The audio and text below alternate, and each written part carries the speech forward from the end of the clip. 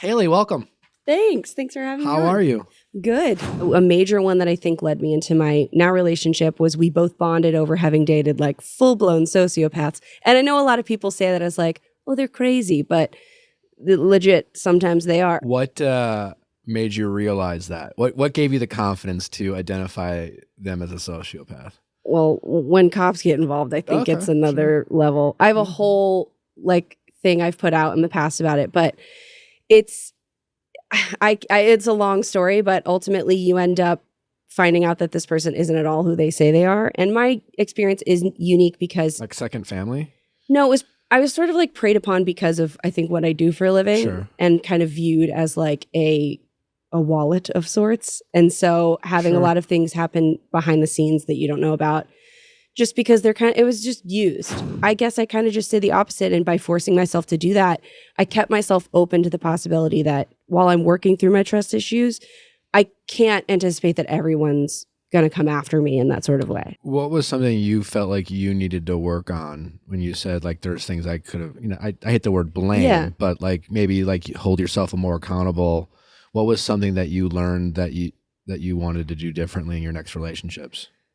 Well, try to take my time because I think sometimes I don't, growing up in that sort of Disney World land of like, oh, you meet somebody, you fall in love, and it's just and fast kind of thing. Yeah. And it's like, oh, it's just, isn't it magical? But it's like, no, the more you actually do take your time in getting to know someone, take your time progressing the relationship in these phases, if marriage and kids is what you want one day, then like you're going to be able to really figure out who it is that's meant for you. And I don't know. So for me, I guess I really had to work on taking my time with it. And I mean, there's a lot of things. I would also say not just like in the case of like the crazy breakup, just not assuming that like everyone has your best interest at heart, like you have to just be cautious in figuring out like, I don't know, who you really are, but I don't know, be attentive to a relationship. I think maybe I wasn't. With, Emily being cheated on, like, I don't know this person or his dynamic, but the level of this guy was married to this woman who most people see as this incredibly beautiful person.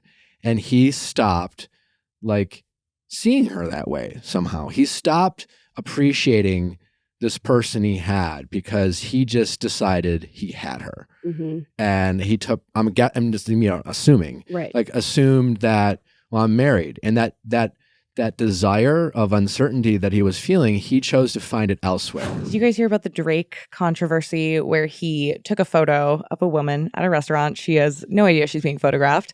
Put it on his story with the caption, tried to airdrop this woman a pic of herself because she's a dime. Ooh.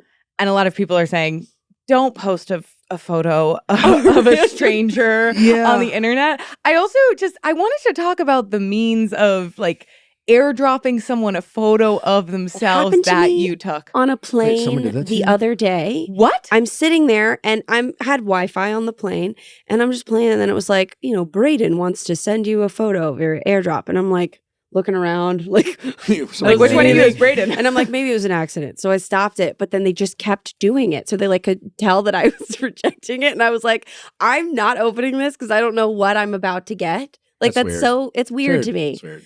Like it's intentionally like you might as well just go up to the person and be like, "Hey, what are you eating?" Like you could get very involved in there. Yeah.